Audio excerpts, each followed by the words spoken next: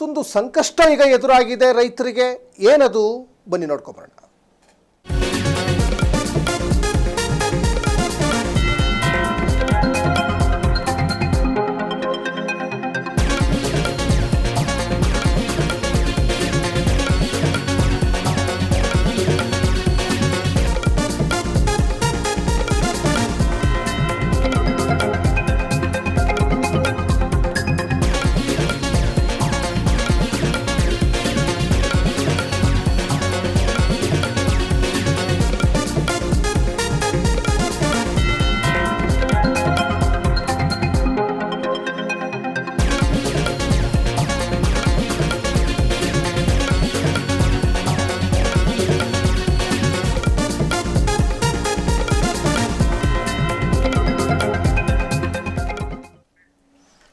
ಕಾವೇರಿ ಕಿಚ್ಚು ರಾಜ್ಯದಲ್ಲಿ ಹೊತ್ತಿ ಉರಿತಾ ಇದೆ. ಈ ಬೆಳವಣಿಗೆಗಳ ನಡುವೆನೇ ಈಗ ಮತ್ತೊಂದು ಸಂಕಷ್ಟ ರೈತರಿಗೆ ಆಗ್ತಾ ಇರುವಂಥದ್ದು. ನೋಡಿ, ತಮಿಳುನಾಡಿಗೆ ನೀರು ಹೋಗ್ತಾ ಇದೆ, ನಮಗೆ ನೀರು ಕೊಡ್ತಾ ಇಲ್ಲ, ನಾಲೆಗಳಿಗೆ ನೀರು ಹರಿಸಿ. ಇದು ರೈತರು ಹೋರಾಟ ಮಾಡಿ ಸರ್ಕಾರಕ್ಕೆ ಆಗ್ರಹಿಸ್ತಾ ಇದ್ದಾರೆ. ನಾಲೆಗಳಿಗೆ ನೀರು ಹರಿಸಬೇಕು ಅಂತ ರೈತರು ಹೋರಾಟ ಮಾಡಿ ಇವಾಗ ಸರ್ಕಾರಕ್ಕೆ ಎಚ್ಚರಿಸ್ತಾ ಇದ್ದಾರೆ. ಮುಂದಿನ ವಾರ ಸಭೆಯನ್ನು ಕರೆದಿದ್ದಾರೆ ಸಚಿವ ಚಲುವರಾಯಸ್ವಾಮಿ.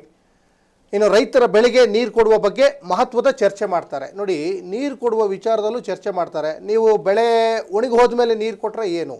KRS 106 ಅಡಿ ಈಗ ಭರ್ತಿಯಾಗಿದೆ, ನಮಗೆ ನೀರು ಕೊಡಿ.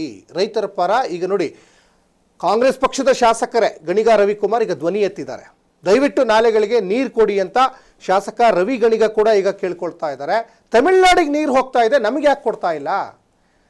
ನಮ್ಮಲ್ಲಿರುವಂತಹ ನಾಲೆ ನೀರು, ನಮ್ಮಲ್ಲಿರುವಂಥ ಜಲಾಶಯದ ನೀರು ನೀವು ತಮಿಳುನಾಡಿಗೆ ಕೊಡ್ತೀರಾ ಅಂದರೆ ನಮಗೆ ಯಾಕೆ ಕೊಡ್ತಾ ಇಲ್ಲ ಅಂತ ರೈತರು ಆಕ್ರೋಶವನ್ನು ವ್ಯಕ್ತಪಡಿಸ್ತಾ ಇದ್ದಾರೆ. ನೋಡಿ, ಈಗ ಕಳೆದ ಬಾರಿನೂ ಕೂಡ ರವಿ ಗಣಿಗ ರೈತರ ಪರವಾಗಿ ನಿಂತ್ಕೊಂಡಿದ್ರು, ಸ್ವಪಕ್ಷದ ವಿರುದ್ಧನೇ ತಿರುಗಿ ನಿಂತಿದ್ರು. ಯಾಕಂದರೆ ಗೊತ್ತಿರ್ತದೆ, ಯಾಕಂದರೆ ಈಗ ರೈತಾಪಿ ವರ್ಗದಿಂದ ಒಂದು ಗ್ರಾಮೀಣ ಪ್ರದೇಶದಿಂದ ಗೆದ್ದು ಬಂದಂತಹ ಶಾಸಕರುಗಳಿಗೆ ಅವರು ಇವತ್ತು ಶಾಸಕರೇ ಆಗಿರ್ಬೋದು, ಸಚಿವರೇ ಆಗಿರ್ಬೋದು, ಆದರೆ ಅಲ್ಲಿಯ ಕಷ್ಟ ಏನು ಅಂತ ಅವ್ರಿಗೆ ಚೆನ್ನಾಗಿ ಗೊತ್ತಿರ್ತದೆ. ಆ ನಿಟ್ಟಿನಲ್ಲಿ ನಾವು ರವಿ ಗಣಿಗ ಅವ್ರನ್ನ ಅಪ್ರಿಷಿಯೇಟ್ ಮಾಡಬೇಕಾಗ್ತದೆ. ಯಾಕಂದರೆ ಕಳೆದ ಬಾರಿನೂ ಕೂಡ ಸ್ವಪಕ್ಷದ ವಿರುದ್ಧನೇ ರೊಚ್ಚಿಗೆದ್ದಿದ್ರು. ಈಗ ನಾಲೆಗಳಿಗೆ ನೀರು ಕೊಡಿ ಅಂತ ಇವತ್ತು ರೈತರ ಪರವಾಗಿಯೇ ಮಂಡ್ಯ ಶಾಸಕ ರವಿ ಗಣಿಗ ಕೂಡ ಈಗ ಆಗ್ರಹಿಸ್ತಾ ಇದ್ದಾರೆ. ಇದ್ರ ಬಗ್ಗೆ ಮುಂದಿನ ವಾರ ಸಭೆ ಕೂಡ ಕರೆದಿದ್ದಾರೆ ಚಲುವರಾಯಸ್ವಾಮಿಯವರು. ಇನ್ನು ಅವರು ಕೂಡ ಅದೇ ಭಾಗದವರೇ.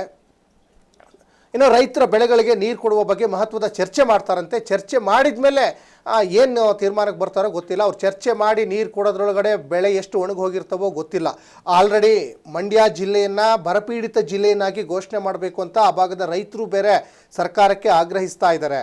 ಜೊತೆಗೆ KRS ನೀರು ಇವಾಗ ತಮಿಳುನಾಡಿಗೆ ಹರಿದು ಹೋಗ್ತಾ ಇದೆ, ನಮಗೆ ಯಾಕೆ ಕೊಡ್ತಾ ಇಲ್ಲ? ನೋಡಿ, ಈಗ 106 ಅಡಿ ಈಗ ಭರ್ತಿಯಾಗಿದೆಯಲ್ವಾ ನಾಲೆ, ನಮಗೆ ಯಾಕೆ ಕೊಡ್ತಾ ಇಲ್ಲ? ಕೊಡಿ, ನಮಗೂ ಸ್ವಲ್ಪ ನೀರು ಕೊಡಿ. ನೀವು ಇಲ್ಲಿಂದ ತಮಿಳುನಾಡಿಗೆ ಅಷ್ಟು ದೂರದಲ್ಲಿರುವಂಥ ತಮಿಳುನಾಡಿನ ರೈತರಿಗೆ ನೀರು ಕೊಡ್ತೀರಾ?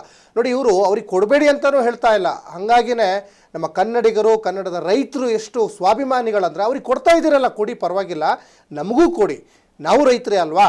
ನೀವು ಎಲ್ಲವನ್ನು ಕೂಡ ಈಗ CWMA ಆದೇಶ ಕೊಟ್ಟ ತಕ್ಷಣ ನೀವು ಕೆಲವೊಂದು ರೂಲ್ಸ್ಗಳನ್ನು ನೀವು ಕಟ್ಟುನಿಟ್ಟಾಗಿ ಫಾಲೋ ಮಾಡೋದಾದರೆ ನಮ್ಮ ರೈತರು ಬೆಳೆದಂಥ ಬೆಳೆಗಳೆಲ್ಲ ನಾಶ ಆಗಿ ಹೋಗ್ತಾ ಇದೆ, ನಾವು ಏನು ಮಾಡಬೇಕು ಅಂತ ಈಗ ಬೇಡ್ಕೊಳ್ತಾ ಇದ್ದಾರೆ.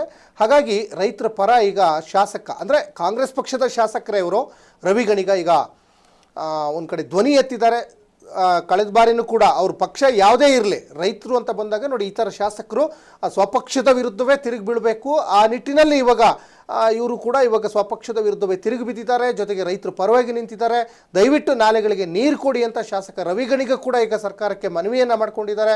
ತಮಿಳುನಾಡಿಗೆ ನೀರು ಕೊಡ್ತೀರಾ, ಆದರೆ ನಮಗೆ ಯಾಕೆ ಕೊಡಲ್ಲ ಅನ್ನುವಂಥದ್ದು ಕೂಡ ರೈತರ ಆಗ್ರಹ ಆಗ್ತಾ ಇದೆ. ತಮಿಳುನಾಡಿಗೆ ನೀರು ಹೋದ ಮೇಲೆ ನಮಗೂ ಸ್ವಲ್ಪ ಕೊಡಬೇಕಲ್ವಾ? ಅವರೂ ಅಲ್ಲಿ ರೈತರು ಬಳಸ್ತಾರೆ ಅಂದಮೇಲೆ ನಾವು ಕೂಡ ರೈತರೇ ಅಲ್ವಾ, ನಾವು ಮನುಷ್ಯರೇ ಅಲ್ವಾ ಅನ್ನುವಂಥದ್ದು ಇಲ್ಲಿಯ ರೈತರ ಒಂದು ಬೇಡಿಕೆ ಆಗಿದೆ. ಇನ್ನು ICC ಸಭೆಯಲ್ಲಿ ಚರ್ಚೆ ಮಾಡಿ ತೀರ್ಮಾನ ಮಾಡ್ತೀವಿ ಅಂತ ಸಚಿವ ಚಲುವರಾಯಸ್ವಾಮಿ ಏನೋ ಹೇಳಿಕೆಯನ್ನು ಕೊಟ್ಟಿದ್ದಾರೆ. ಅವರು ಯಾವಾಗ ಚರ್ಚೆ ಮಾಡ್ತಾರೆ, ಅವರು ಯಾವಾಗ ನೀರು ಕೊಡ್ತಾರೆ ಅನ್ನುವಂಥದ್ದು ಸದ್ಯಕ್ಕೆ ಒಂದು ದೊಡ್ಡ ಯಕ್ಷ ಪ್ರಶ್ನೆ. ಯಾಕೆ ಅಂದರೆ ಒಂದು ಕಡೆ ಇವಾಗ ಖಾತೆಗೋಸ್ಕರ ಖ್ಯಾತೆ ಮಾಡ್ತಿದ್ದಾರೆ, ರೈತರ ಪರವಾಗಿ ನಿಲ್ತಾನೇ ಇಲ್ಲ, ಯಾರು ಕೂಡ ಅವ್ರವ್ರ ಕ್ಷೇತ್ರದ ಕಡೆ ಗಮನನೇ ಕೊಡ್ತಾ ಇಲ್ಲ ಅನ್ನೋದು ಸ್ಪಷ್ಟವಾಗಿ ಗೊತ್ತಾಗ್ತಾ ಇದೆ. ಆದಷ್ಟು ನಿಮ್ಮ ಎಲ್ಲ ರಾಜಕೀಯ ಜಂಜಾಟಗಳನ್ನು ಇನ್ನಾದರೂ ಬದಿಗೊತ್ತಿ ಸ್ವಲ್ಪ ರೈತರ ಕಡೆ, ನಾಡಿನ ಜನರ ಬಗ್ಗೆ ಗಮನ ಕೊಡೋದನ್ನು ಕಲೀರಿ.